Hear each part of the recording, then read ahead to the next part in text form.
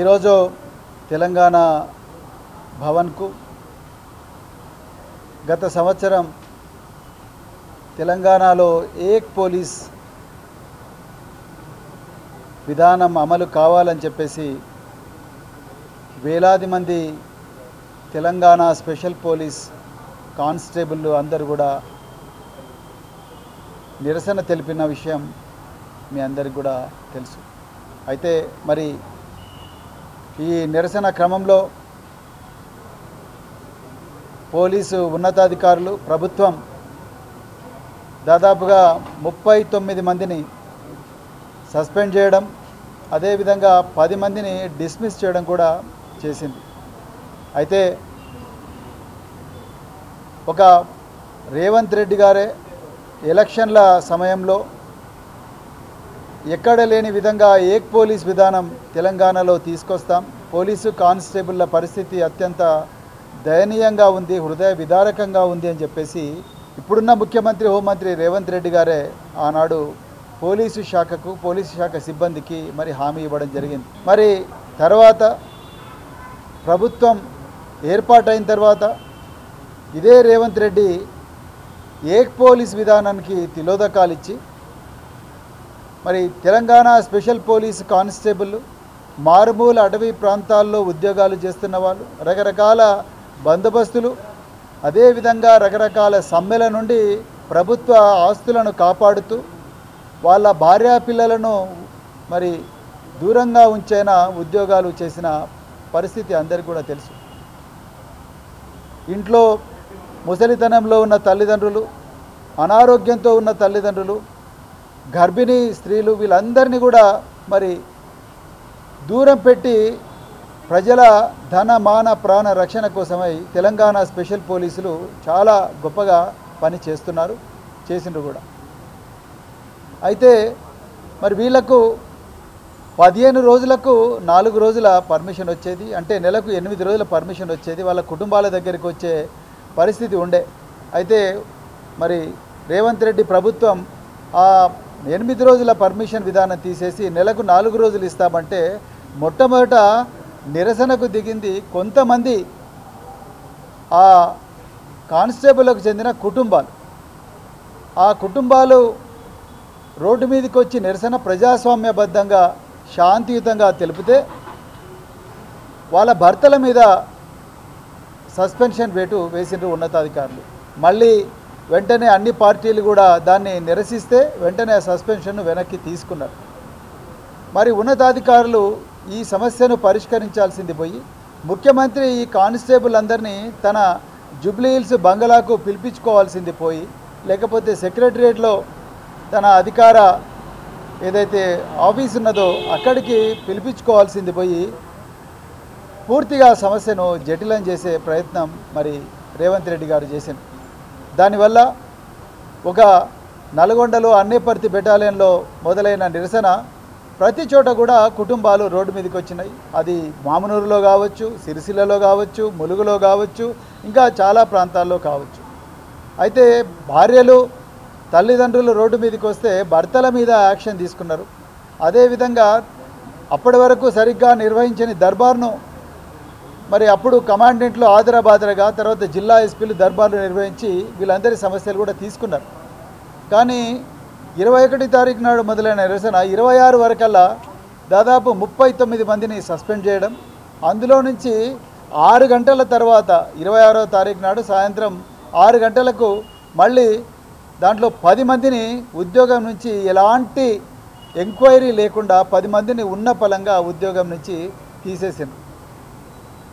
దీనివల్ల ఈరోజు ఆ కుటుంబాలు రోడ్డు మీద పడ్డాయి. వాళ్ళందరూ కూడా మరి తెలంగాణ రాష్ట్ర సమితి వర్కింగ్ ప్రెసిడెంట్ కేటీఆర్ గారిని వాళ్ళ సమస్యలు నివేదించుకోవడం కోసం, వాళ్ళ హృదయ విదారకమైన బాధ ఏదైతే ఉందో చంటి పిల్లల్ని ఎత్తుకొని రకరకాల ప్రాంతాల నుంచి ఈరోజు వాళ్ళందరూ కూడా మరి తెలంగాణ భవన్కు రావడం జరిగింది. నేను వాళ్ళు తప్పు చేసిండ్రా తప్పు చేయలేదా అనేది ఇక్కడ నేను ప్రస్తావించడం లేదు. కానీ పోలీసు డిపార్ట్మెంట్ తప్పకుండా మరి డిసిప్లిన్ ఉండాల్సిన డిపార్ట్మెంటు, యూనిఫామ్ ఉండాల్సిన డిపార్ట్మెంటు, మిగతా డిపార్ట్మెంట్ కన్నా ఈ డిపార్ట్మెంటు విభిన్నంగా పనిచేస్తుందన్నది అందరికీ తెలుసు. కానీ ఇందులో నేను పోలీసు ఉన్నతాధికారులకు ప్రత్యేకించి మరి ముఖ్యమంత్రి రేవంత్ రెడ్డి గారికి, ఆయనే హోంమంత్రి కాబట్టి, అదేవిధంగా డీజీపీ గారికి మళ్ళొక్కసారి నేను రిక్వెస్ట్ చేస్తున్నా, దీంట్లో మానవతా దృక్పథంతో దయచేసి వివరించండి. వీళ్ళెవరు కూడా ఆ 21 అక్టోబర్ నాడు సమ్మె జరిగేంత వరకు కూడా వీళ్ళ మీద ఎవ్వరి మీద కూడా ఛార్జ్ మెమోలు లేవు. వీళ్ళు ఎవరు కూడా ఏ పనిష్మెంట్ తీసుకోలేదు. వీళ్ళెవరు కూడా డిపార్ట్మెంటల్ ఎంక్వైరీస్ ఫేస్ చేయలేదు. వీళ్ళెవరి మీద కూడా క్రిమినల్ కేసులు లేవు. మొట్టమొదటి. రెండవది, వీళ్ళు 21వ తారీఖు నుంచి 26వ తారీఖు వరకు కూడా ఏవైతే వాళ్ళ కుటుంబ సభ్యులు నిరసనలు చేసినారో వీళ్ళెవరు కూడా రోడ్ల మీదకి వచ్చి పోలీసు ఆస్తులను ధ్వంసం చేయడం కానీ, లేకపోతే కమాండెంట్లను దుర్భాషలాడడం కానీ, లేకపోతే పోలీసు ఉన్నతాధికారులను దుర్భాషలాడడం కానీ అవన్నీ వీళ్ళెవరు చేయలేదు. అంటే ప్రజల ఆస్తులకు కానీ ప్రజలకు ఎలాంటి అసౌకర్యం కలగకుండానే శాంతియుతంగా వీళ్ళందరూ వాళ్ళ బాధలు చెప్పుకునే ప్రయత్నం చేసిండ్రు. మీరు 39 మందిని డిసిప్లిన్ కోసం సస్పెండ్ చేసిండ్రా లేకపోతే దేనికోసం చేసిండ్రా అనేది మీ విఘ్నతకు వదిలేస్తున్నా. కానీ వీళ్ళ ట్రాక్ రికార్డు దయచేసి చూడండి, వీళ్ళ కుటుంబాల పరిస్థితి చూడండి. నిజానికి ఒక కానిస్టేబుల్ ఉద్యోగం కేసీఆర్ గారు దాదాపుగా 50,000 పోలీసు ఉద్యోగాలు ఇచ్చారు. అంటే 50,000 కుటుంబాలకు ఉపాధి కల్పించారు. 50,000 వీళ్ళు ఆగర్భ శ్రీమంతులు కాదు. రేవంత్ రెడ్డి గారు దయచేసి ఆలోచించండి. వీళ్ళెవరు ఆగర్భ శ్రీమంతులు కాదు. వాళ్ళు ఒక్కరోజు కూడా మిమ్మల్ని దుర్భాషలాడడం కానీ, లేకపోతే మీ మంత్రులను దుర్భాషలాడడం కానీ, లేకపోతే మీ ఉన్నతాధికారులు దుర్భాషలాడడం కానీ చేయలేదు. వాళ్ళ బాధ చెప్పుకోవడానికి వచ్చిండ్రు. వాళ్ళ బాధ చెప్పుకొని వాళ్ళ భార్యలు వచ్చిండ్రు అంతే తప్ప వాళ్ళు రాలేదు. వాళ్ళు ఒకవేళ లోపల ఏమన్నా చేసినా యూనిఫామ్ వేసుకొని వాళ్ళ ఆఫీసర్లకు పోయి చెప్పుకున్నారు మీరు ఇచ్చిన దర్బార్లలో తప్ప వాళ్ళెవ్వరు కూడా మరి తుపాకులను ధ్వంసం చేయడం కానీ, లేకపోతే పోలీసు వాహనాలను ధ్వంసం చేయడం కానీ, ప్రజలకు అసౌకర్యం కలిగించడం కానీ, బస్సులను దగ్ధం కానీ చేయలేదు. అయినా వాళ్ళు కూడా ఈరోజు బాధపడతా ఉన్నారు. అయ్యో మరి మేము ఇంత కష్టపడి ఉద్యోగం తెచ్చుకున్నాం, ఇవాళ మా భార్య పిల్లలందరూ రోడ్డు మీదకి వచ్చిండ్రు, మా భర్తలు ఇవాళ రోడ్డు మీద ఉన్నారు, మేము ఏం చేసుకోలేని పరిస్థితి. చాలామంది ఇళ్లల్లో చాలా ఊర్లలో మాకు ఈ విధంగా అయిందని కూడా చెప్పుకోలేని పరిస్థితిలో ఈరోజు వాళ్ళందరూ ఉన్నారు. మేము మళ్ళొకసారి మానవతా దృక్పథంతో మీరు వ్యవహరించాలని రిక్వెస్ట్ చేస్తున్నాం. ఇలా 10 మంది ఉద్యోగాలు పోయినాయి అంటే 10 కుటుంబాలు రోడ్డు మీద పడ్డాయి. మీరు సస్పెండ్ చేసిన కానిస్టేబుళ్లకు, డిస్మిస్ చేసిన కానిస్టేబుళ్లకు గుణాత్మకమైన తేడా ఏమీ లేదు. కానీ మీరు ర్యాండమ్గా ఒక 10 మందిని ఏరి ఆ 10 మందిని మరి డిస్మిస్ చేసినట్టుగా మేము వాళ్ళందరితో మాట్లాడితే మాకు అర్థమైంది. మరి వాళ్ళు కమాండెంట్ దగ్గరికి పోయినరు, అడిషనల్ డీజీ బెటాలియన్ గారి దగ్గరికి పోయినరు, డీజీపీ గారి దగ్గరికి పోయినరు. ఎక్కడ పోయినా కూడా వాళ్ళకు మరి న్యాయం జరగలేదు. అదేవిధంగా వాళ్ళు పోని మినిస్టర్ అంటూ లేడు. ఈ కుటుంబాలన్నీ కూడా మినిస్టర్ల దగ్గరికి కూడా పోయినాయి. అందరూ మినిస్టర్లు కూడా బీఆర్ఎస్ దీన్ని వెనుకొండి నడిపించింది అంటున్నారు. అంతే తప్ప ఈ సమస్యను పరిష్కారం చేసే ప్రయత్నం చేయలేదు. మరి మినిస్టర్లు, కాంగ్రెస్ నాయకులకు నేను అందరికీ మళ్ళొకసారి విజ్ఞప్తి చేస్తున్నా, అయ్యా బీఆర్ఎస్ పార్టీ సమయంలోనే పోలీసు శాఖకు 700 కోట్లు ఒక వారంలోనే కేసీఆర్ గారు రిలీజ్ చేసిండ్రు. దయచేసి గుర్తుపెట్టుకోండి. తెలంగాణ భవన్ అనుకున్న ఈరోజు దేశానికే తలమానికమైన కమాండ్ కంట్రోల్ సెంటర్ ఈరోజు గౌరవ ముఖ్యమంత్రి రేవంత్ రెడ్డి గారు ప్రతిసారి కూడా వచ్చి ఇక్కడనే మీటింగులు పెడుతున్నారు కదా. ఆ కమాండ్ అండ్ కంట్రోల్ సెంటర్ కూడా కేసీఆర్ గారే కట్టించిండ్రు. దేశంలో ఎన్నడూ లేని విధంగా 50,000 పోలీసు కానిస్టేబుల్ ఉద్యోగాలు ఇప్పించింది కేసీఆర్ గారే. ఇప్పుడు మీరు తిరుగుతున్న టయోటా ఫార్చ్యూనర్ వెహికల్ కానీ, టయోటా క్రిస్టా కానీ, టయోటా ఇన్నోవా పెట్రోల్ వాహనాలు కానీ ఇవన్నీ కూడా కేసీఆర్ గారి టైంలోనే వచ్చినాయి. ఇలా పోలీస్ స్టేషన్లు అత్యంత అధునాతనమైన పోలీస్ స్టేషన్లో ISO 2001 సర్టిఫికేషన్ ఉన్న పోలీస్ స్టేషన్లు కానీ, 8 కమిషనరేట్లు కానీ తెలంగాణలో కేసీఆర్ గారి టైంలోనే వచ్చినాయి. మాకు ఈ కానిస్టేబుల్ను ముందరబెట్టి వాళ్ళ ద్వారా రాజకీయాలు చేయాలన్న కుళ్ళు కుతంత్రాలు మాకు లేవు. దయచేసి గుర్తుపెట్టుకోండి కాంగ్రెస్ నాయకులారా, రేవంత్ రెడ్డి గారు. కేటీఆర్ గారు సిరిసిల్ల పోతుంటే పాపం ఒక మాజీ మంత్రి గారు వచ్చారు, ఆ ప్రాంత ఎమ్మెల్యే వచ్చినా నీ మహిళలందరూ పోయి వాళ్ళ గోడు ఆయనకు వినిపించుకున్నారు. మరి ప్రజాప్రతినిధులుగా కేటీఆర్ గారైనా, ఏ ఎమ్మెల్యే అయినా, ఏ ఎమ్మెల్సీ అయినా వీళ్ళ గోడు వినాలి. అదే కదా రెస్పాన్సిబిలిటీ ప్రజాప్రతినిధి. సో అందుకొరకు దయచేసి వీళ్ళ వెనుక బీఆర్ఎస్ పార్టీ ఉందని మీకు వీళ్ళకు న్యాయం చేయడం చేతకాక, వీళ్ళకు న్యాయం చేయడం ఇష్టం లేక, మళ్ళీ వీళ్ళ జీవితాల్లో వెలుగు నింపడం ఇష్టం లేక బీఆర్ఎస్ పార్టీ మీద దుమ్మెత్తి ప్రయత్నం చేయకండి. మేము మళ్ళొకసారి శాంతియుతంగానే, రాజ్యాంగబద్ధంగానే మీరు ఏ ఆర్టికల్ 311 ప్రకారం అయితే మరి చేసినరో, మరి section 25 Telangana code of conduct rules ప్రకారం చేసిండ్రో ఆ రూల్స్ను మళ్ళొకసారి ఎగ్జామిన్ చేసి వీళ్ళందరినీ కూడా జాబుల్లోకి తీసుకునే ప్రయత్నం చేయండి. వాళ్ళు కూడా బాధపడుతున్నారు. ఇట్లా ఈ విధమైన పరిస్థితి వచ్చినందుకు వాళ్ళు కూడా బాధపడుతూ ఉన్నారు.